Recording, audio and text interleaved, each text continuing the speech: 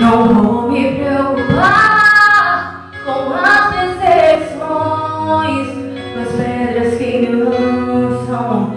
Jesus está por perto. Eu posso confiar, eu posso descansar. Glória a Deus, aleluia. Por perto. Pra falar a ti a primeira pedra, aquele que não tem pecado, aquele que não erra, pra me defender diante do inimigo. Não na minha dor, pra chorar comigo, pra me sustentar debaixo de palestra e levar tu consumado os pecados impossíveis serão simples encerrados pelo meu advogado. Glória a Deus, aleluia, meu Deus.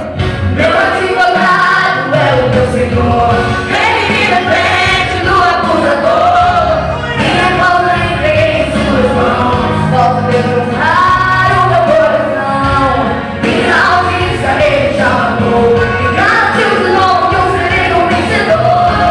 Meu advogado mora lá no céu, verdadeiro e justo pra sempre fiel.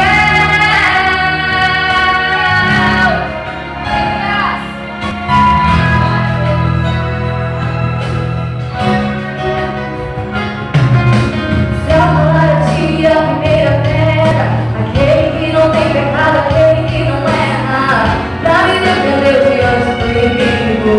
Tô na minha dor, pra chorar comigo, pra me sustentar debaixo de palestra e ser fato consumado. Os pecados impossíveis serão simples encerrados pelo meu advogado.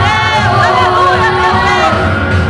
Meu advogado é o meu Senhor, ele me defende do acusador. Minha causa entreguei em suas mãos, posso descansar o meu coração. Minha audiência ele já matou, e garantiu de novo que eu serei um vencedor. Meu advogado mora lá no céu, verdadeiro e justo pra sempre fiel. Glória a Deus, aleluia, meu Deus. Glória a Deus. Advogado fiel, o meu Jesus é pra mim. Advogado fiel,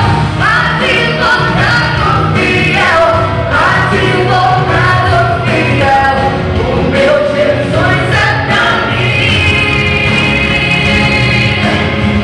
Meu advogado é o meu Senhor, ele me defende do acusador. Minha causa entreguei em suas mãos, posso descansar o meu coração. Minha audiência ele já amou, e garantiu de novo que eu serei um vencedor. Meu advogado mora lá no céu, verdadeiro e justo pra sempre fiel. É o meu Senhor, ele me defende do acusador. Minha causa entreguei em suas mãos, posso descansar o meu coração. Minha audiência ele já matou, e garantiu de novo que eu serei um vencedor. Meu advogado mora lá no céu, verdadeiro e justo pra sempre fiel. Carrega a oportunidade em nome de Jesus. Palmas do nome de Jesus. Louvado seja Deus, louvado seja o nome do Senhor.